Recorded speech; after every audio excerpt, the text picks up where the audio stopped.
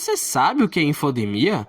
O termo é caracterizado pela propagação de uma grande quantidade de informações por todo o mundo, gerando uma dificuldade em encontrar fontes e orientações confiáveis, muito comum inclusive nos dias de hoje, não é mesmo? Situar o surgimento da desinformação na história é localizar o surgimento da informação. Ambas estruturam uma interação direta ao fenômeno da comunicação, como explica a professora Ana Regina Rego, da Universidade Federal do Piauí, idealizadora da Rede Nacional de Combate à Desinformação e uma das autoras do livro A Construção Internacional da Ignorância, o mercado da informação falsa. Ainda de acordo com ela, não se trata de um conceito, mas de um fenômeno social que, mascarado de informação, é aceito pelos aparatos de receptividade da informação na sociedade. Quando se trata de comunicação política, mais um conceito pode ser acrescentado, o de propaganda.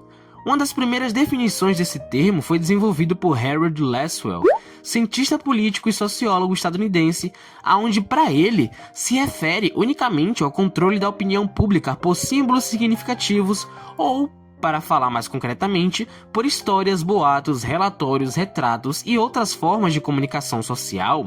Um das líderes do projeto First Draft News, projeto que reuniu redes sociais e mais de 40 plataformas digitais do jornalismo e checagem para estudar o combate de notícias falsas, Clary Wardle e Hossein Derakhshan, pesquisador iraniano que ficou preso por 6 anos por causa do conteúdo que produzia para a internet, focados atualmente na teoria e implicações sociopolíticas das mídias digitais e sociais, diferenciam disinformation, misinformation e malinformation em seu relatório Informações e Desordem, rumo a uma estrutura interdisciplinar para pesquisa e formulação política.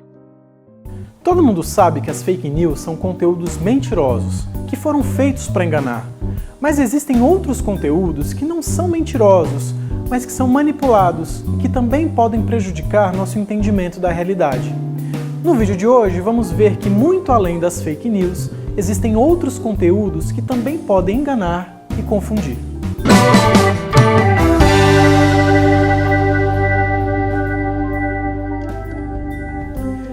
Fake news são mentiras inventadas com a intenção de enganar o público e prejudicar a imagem de pessoas ou instituições.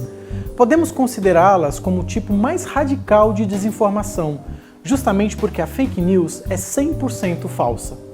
Mas entre o que é totalmente falso e o completamente verdadeiro, há muita variação. E a desinformação é justamente essa variedade de conteúdos que podem ser verdadeiros, mas manipulados para enganar ou para distorcer um acontecimento ou assunto. Ou podemos estar diante de um falso acontecimento, mas que não tem a intenção de enganar. Parece complicado, mas a gente está aqui para tentar deixar essas camadas da desinformação mais fáceis de entender. Vamos conferir alguns exemplos para deixar isso tudo mais claro. A gente se lembra do triste acidente do rompimento das barragens na cidade de Brumadinho, em janeiro de 2019. Aquele episódio gerou uma grande comoção e muitas imagens começaram a circular na internet como se tivessem sido desse acidente. Duas parlamentares, na ocasião, postaram em suas redes sociais mensagens de solidariedade e preocupação, e junto delas publicaram imagens que atribuíram ao acidente. Mas será que essas imagens são realmente do rompimento das barragens em Brumadinho? As imagens usadas nessas postagens são reais, mas estão fora de contexto, pois não retratam o que houve em Brumadinho. No post da esquerda, temos imagens do Corpo de Bombeiros de Minas Gerais, mas em outros episódios que são anteriores ao rompimento da barragem. Já o vídeo compartilhado no post da direita diz respeito ao rompimento de uma barragem de uma hidrelétrica no Laos, que é um país do Sudeste Asiático. Quando tragédias acontecem, algumas pessoas acabam compartilhando imagens fora do contexto com a intenção de alertar ou homenagear quem está atuando no resgate das vítimas, por exemplo. Outras, por outro lado, têm o propósito de piorar ainda mais a impressão das pessoas de um fato que já é trágico, e assim fazem circular imagens ainda mais chocantes. Por isso, consideramos isso uma desinformação. E para não cair nesse tipo de apelo, é super importante acompanhar coberturas de fatos pela imprensa profissional, que geralmente faz imagens no local da tragédia ou as coleta de pessoas ou câmeras de sistema de segurança, por exemplo, que sabem que realmente registraram determinado acontecimento. Vamos a outro exemplo? Temos aqui um conteúdo aparentemente noticioso que afirma que supermercados instalaram centros cirúrgicos para o cliente poder deixar o rim como forma de pagamento. Mas será que isso é verdade? Isso não é falso, é uma piada, um deboche do site sensacionalista com a situação da alta no preço dos alimentos.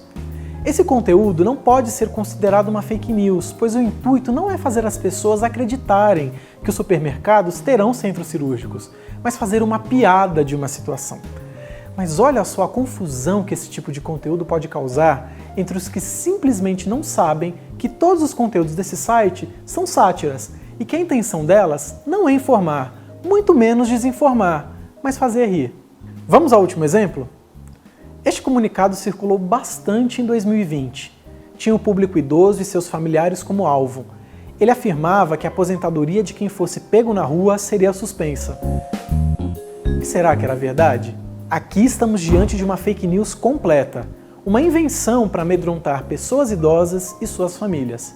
Por mais que algumas pessoas enxerguem uma boa intenção nisso, que foi estimular que essas pessoas ficassem em casa, protegidas do coronavírus, a estratégia de mentir foi bastante infeliz, pois provocou um medo e não a sensibilização para o problema que estávamos vivendo à época. Estes são apenas alguns exemplos de desinformação que encontramos, mas existem outras variações.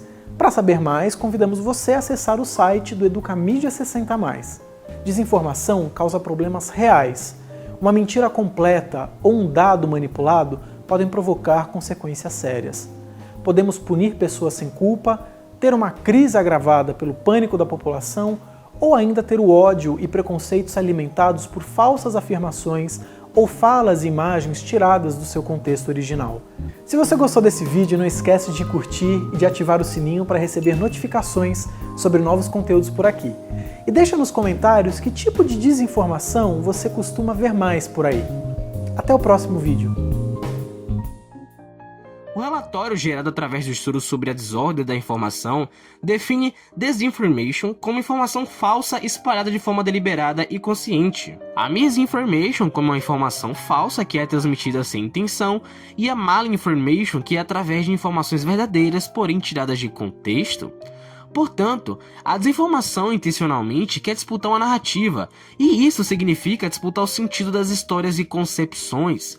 O uso de técnicas para que, de alguma forma, ideologia seja transmitida de maneira que pareça natural e sem intenção alguma, perpassa a propaganda, a política e também a desinformação, o que indica que a base teórica dessa discussão sobre produção de sentido abarca outros conceitos amplamente debatidos. Alguns autores referem-se à época de maior crescimento da produção e inserção de tecnologia na sociedade como um momento de revolução digital, pensando que as dinâmicas sociais são modificadas e não criadas. O conceito usado nesse artigo é o de mutação digital. Mutação digital gera uma liquefação dos limites dos papéis sociais. Isso tem ligação direta com a desintermediação da informação e o tensionamento vivido pelos grandes meios de comunicação em massa e as outras ferramentas de comunicação disponíveis. Como destaca Christian Fuchs, professor de mídias sociais na Universidade de Westminster, em seu artigo sobre mídias digitais e esfera pública, esse é um cenário de encontro da cognição, comunicação e cooperação, que associa tudo isso a um incentivo de transição do Estado e do papel social dentro de um mesmo espaço. A convergência entre esfera pública e privada, mudança que ocorre na sociedade moderna, demonstra o quão tênue podem ser esses limites. A relevância que o mundo digital tem alcançado como espaço de socialização vai concretizando as práticas sociais online em um processo de territorialidade semelhante ao universo offline. Porém, isso não significa um determinismo tecnológico sobre o funcionamento das sociedades, mas lógicas sociais que produzem demandas e as absorvem. As mutações técnicas também mudam as dinâmicas dos fenômenos, mas não necessariamente os criam. Grosso modo, a desinformação existe desde que existem relações de poder com objetivos políticos, econômicos e sociais. O alto engajamento com notícias falsas é um grave problema, já que além dos produtores e disseminadores monetizarem essas informações, torna-se muito mais difícil de controlar a propagação delas. Dentro do processo de consumo das fake news, os algoritmos acabam funcionando como uma espécie de isca. Outro vídeo já vai aparecendo antes de terminar o primeiro.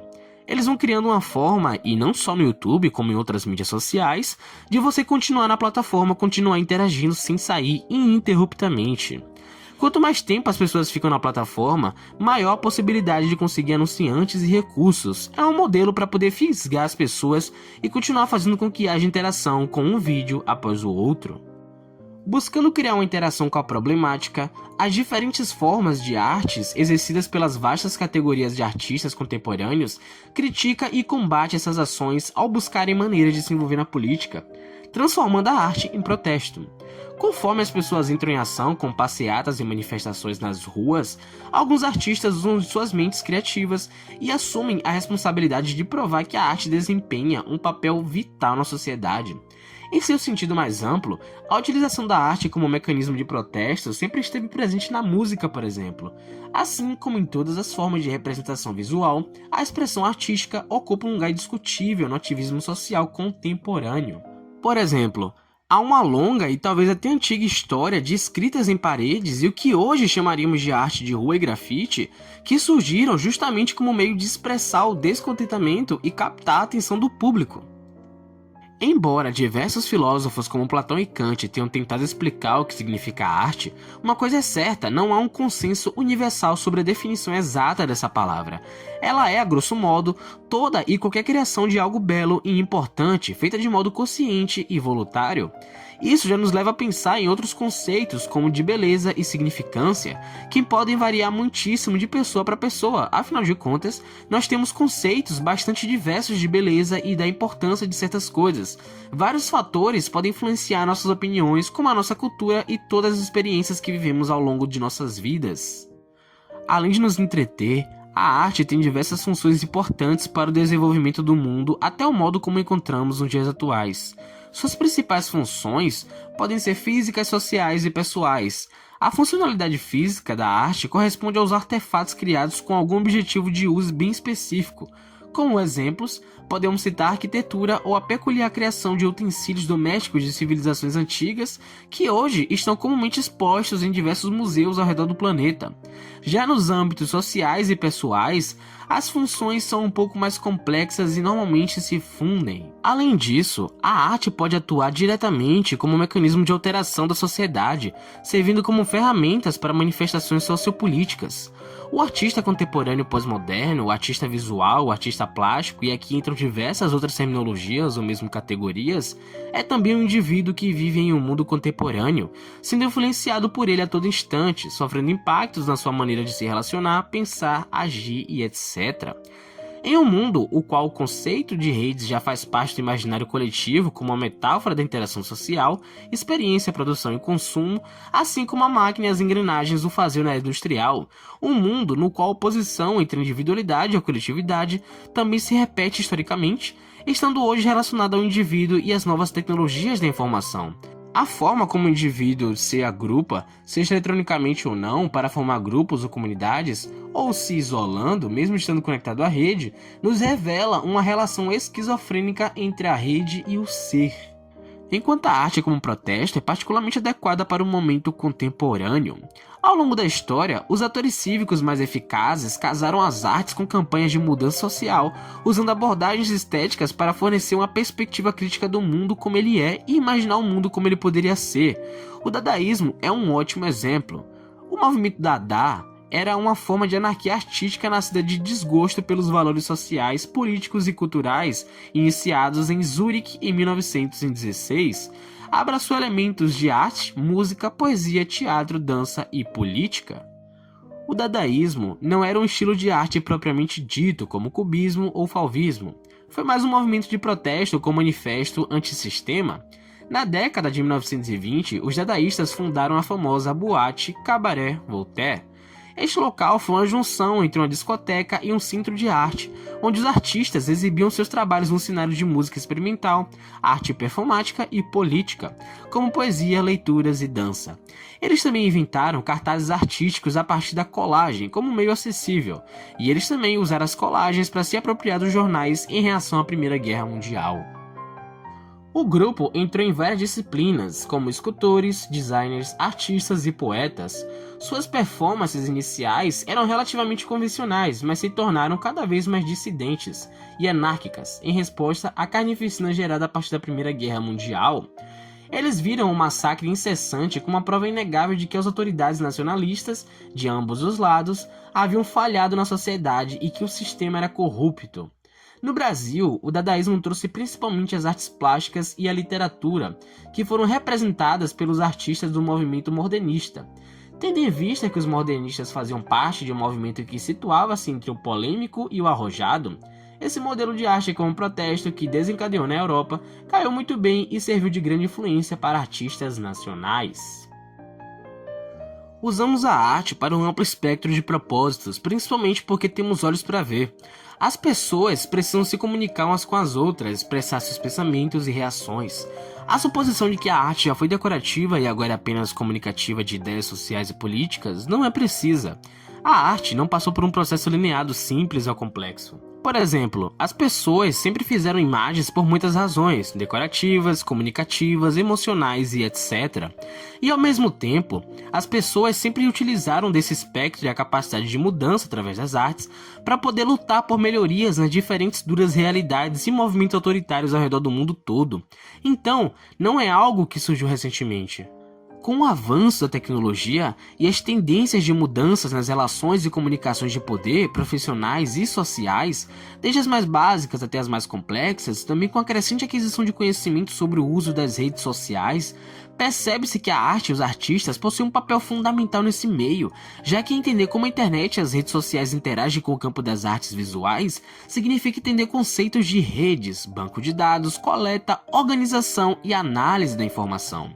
E além disso, conscientizar sobre e combater os diferentes tipos de desinformação, denunciar comportamentos mal intencionados para a ação do desconhecimento, seja por meio da crítica nas criações artísticas ou pela educação e aprendizado digital, perpetua um trabalho de inovação para a fomentação de um ambiente mais saudável e amplo, como uma forma de protesto para superar tabus de repressão da história da humanidade e ainda como uma forma de abordar de maneira clara todo o escopo técnico e mercadologia por trás da disseminação de notícias falsas ou superficiais.